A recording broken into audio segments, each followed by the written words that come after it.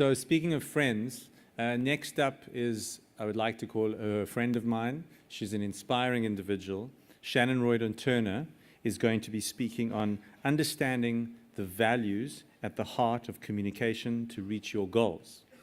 Shannon works as an educator and advisor, taking people on a journey towards creating a visionary urban infrastructure futures and how unlocking the genius and creativity of people responsible for solving the complex challenges we face can actually enable an abundant and flourishing world. She is director of a local company called Actuality and has consulted all over the world, from visioning a new city in Nigeria to flying to Haiti to assist them. And of course, the Langrich Genius of Space project that I introduced to you helped to drive that whole social engagement process.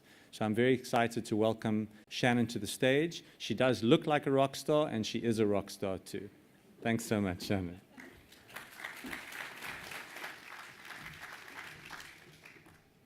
Thank you for that introduction.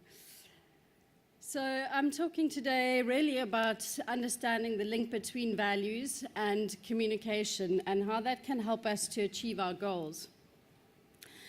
The context that we are working in at the moment is really one of declining resources. We see it in all of our utilities, really struggling with how we are going to face a future where we have less resources available, whether they're ecosystem services or whether they're financial resources. And we also have a context of incredible interconnectedness and complexity that we're having to deal with. And the combination of these two contexts are driving really a need for a change in strategy. So in nature, when there's a change in context, there is always a change in strategy. And when we look at ecosystems, there's something called ecosystem succession. So there is a maturing of an ecosystem over time, and it shifts in response to a change in context. So a pioneering ecosystem typically has abundant materials, abundant sunlight, and abundant water. And over time, as that ecosystem starts to grow, as it moves from a grassland to a forest, there becomes less and less water, less and less sunlight available for each species. And the complexity increases. And this drives a change in strategy. And some of these strategies that it drives is critically learning to collaborate. So species in a forest have to learn to collaborate because there's a far greater level of complexity and there's a need to cycle materials differently. And it also starts to initiate longer-term thinking. So in a pioneering system, there isn't a need for long-term, it's very much more driven by short-term thinking. So these two key things really need to be considered in the way that we deal with utilities and the provision of services in cities. So a pioneering system will have a far greater focus on a competitive relationship. And over time, they realize that if they're going to continue to be in competition, which often results in conflict, that it uses a lot of energy, and so it starts to move into collaborative spaces. So this requires really a paradigm shift in the way that we do business and in the way that we provide services towards realizing collaborations. And really, when you look at how to leverage change in a system, a paradigm shift is a major leverage in the system for initiating change. And it's really based on values. So it's a focus on the human, right? It's not a focus on the materials and the flows and the stocks and those kinds of things that is often the focus of how we try to initiate change. So every individual is actually driven by a unique set of values. We have our own values. It's like our DNA. There are no two individuals that have the same set of values. And this is absolutely critical in understanding how to build collaborations, because at the end of the day, when you're building collaborations, you're building relationships between people. And we don't only have a set of values, but we have a hierarchy to our values. So we have something that is most important to us as an individual. And when we are working within our highest values, we are much more strategic, we are much more visionary, and we have quick decision-making skills, and we are more able to lead. We're also much more disciplined and reliable and self-governed. When we're working in our lower values, we tend to be more disorganized, more unreliable, slow decision-making, less leadership skills.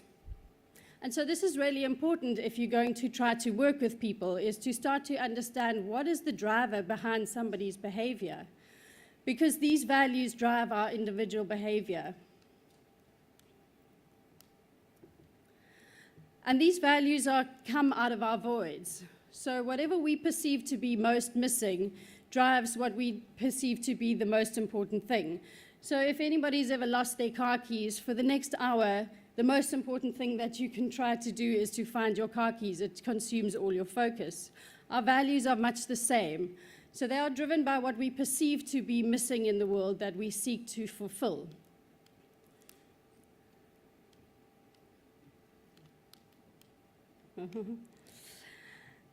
Sorry, this is really quite challenging.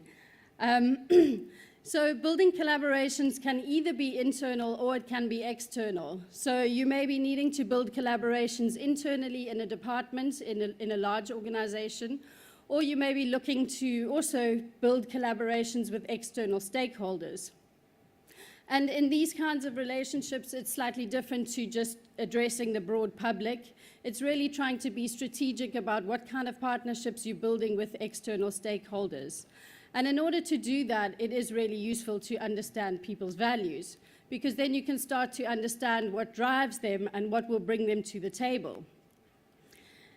So what's really critical in building collaborations with key stakeholders, both internal and external to an organization, is at what point you bring those stakeholders in. Often what we will do when we are rolling out infrastructure projects is to bring people in at the stage of implementation. We'll bring them on and consult with them. And this is far too late to build any meaningful collaboration, because often at that point, it's really more around negotiations, and so we end up in a lot of conflict. If we start to bring partners and stakeholders on right at the beginning when we are visualizing a project and figuring out what the vision is for where we're trying to go, you have a lot more potential to build meaningful relationships and collaborations.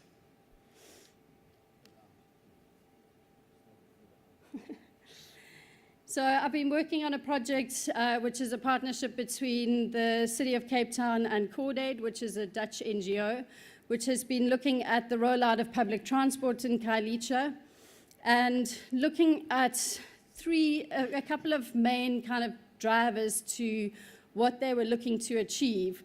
Was really looking to how do we adapt to change. So there's major change in rolling out transport infrastructure, as well as the transit-orientated development strategy that the city is looking at.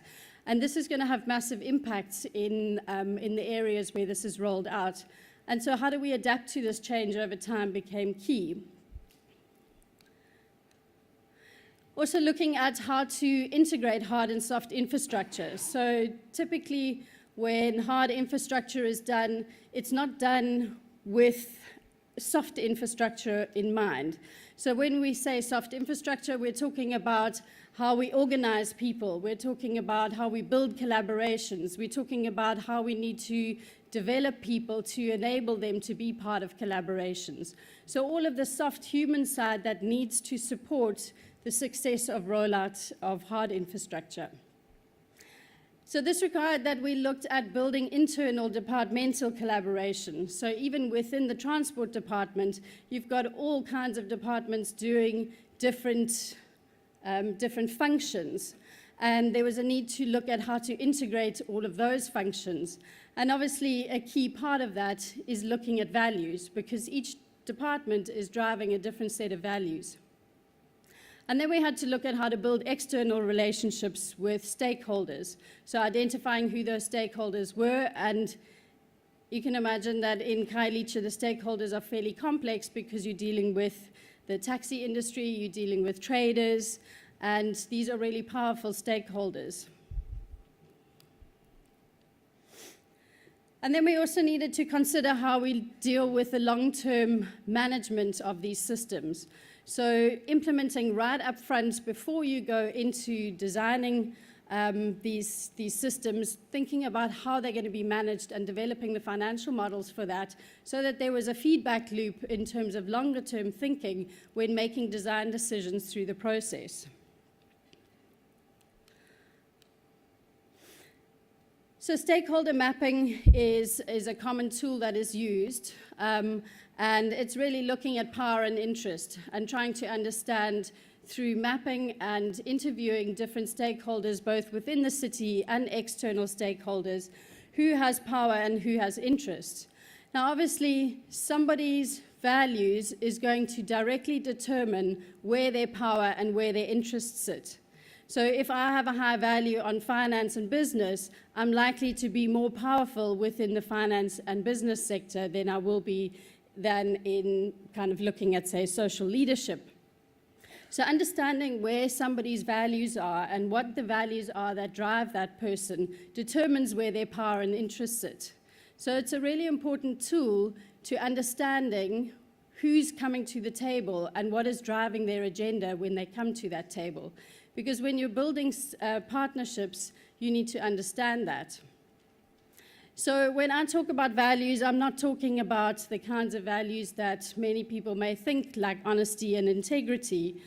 I'm talking more about each person has a set of values which their lives demonstrates is important to them. And so this is a methodology that Dr. John DiMartini, who's a global human behavior specialist, has developed. And it's based on the understanding that your life demonstrates what's important to you. And so it's not a process of going and sitting under a tree and meditating to figure out what your purpose is or why you are in this world. It's really just saying you need to look at your life and see what it demonstrates, and that shows you what's important. So it's a series of very simple questions around how you spend your time, how you spend your energy, your money, where are you ordered and organized, where are you disciplined. And these questions start to indicate to you what is really important. Now, if you can get this information about the stakeholders who are coming to your table, you're going to be in a much more empowered space to understand what is driving their agenda. In essence, it's your hidden agenda, and it's a tool that enables us to be able to make that overt and to understand it and use it in communication. And this will drive our own agendas, and it will also drive the organizations, because whoever is leading a department, that department will be heavily influenced by what is important and valuable to the person who's driving it. Likewise in an organization or a company, as well as a city. So a critical part of values is that if your values and your goals are congruent, you have a much higher probability of achieving your goals. So if you are setting goals that are aligned with your values, because you're ordered and organized and focused and disciplined in your highest value, you have a much higher probability of achieving that. So if you can start to work on linking stakeholder values to project goals, you're likely to have stakeholders more able to come on board. So if you're trying to get me involved in a project and I can see how what you're doing is going to help me achieve what I'm doing, I'm far more likely to come to the table and be open and willing to sit with you and work with you. And likewise with external stakeholders.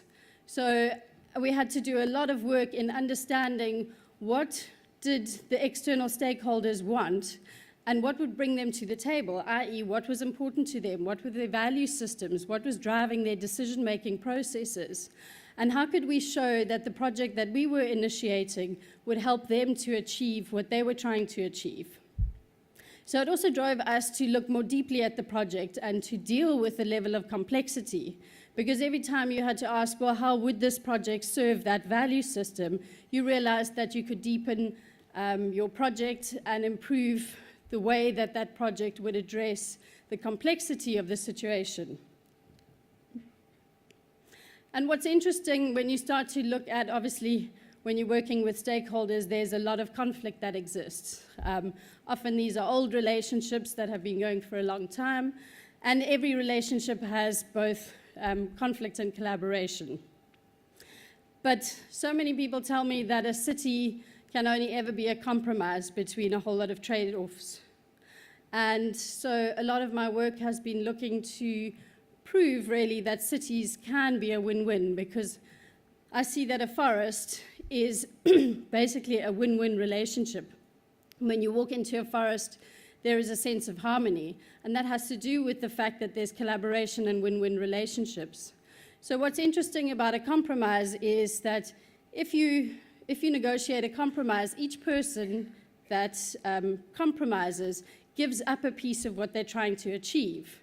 And if that's valuable to them, that is basically going to be the next conflict. So essentially, a compromise sets up the future conflicts, because they're going to come back and try and get that piece that they were missing.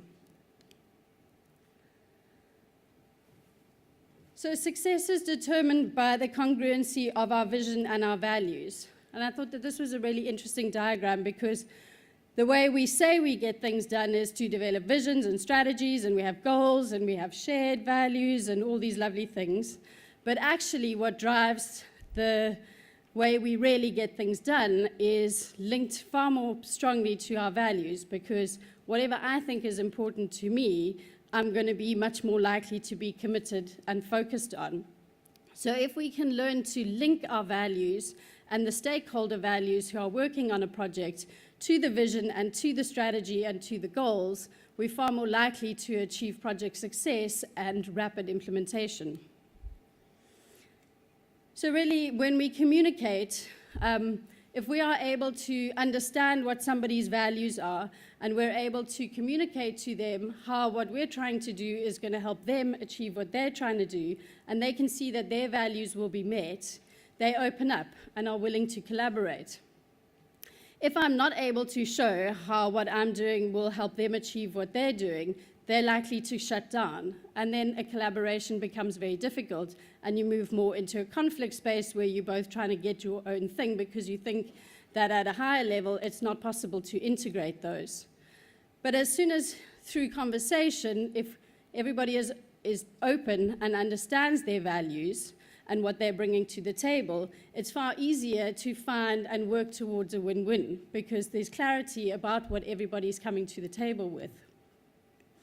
So I would just like to leave that building win-win-win projects are totally possible, and we have been demonstrating this in a number of other projects, and that the city does not have to be a compromise, and that the values are a very useful framework for achieving this.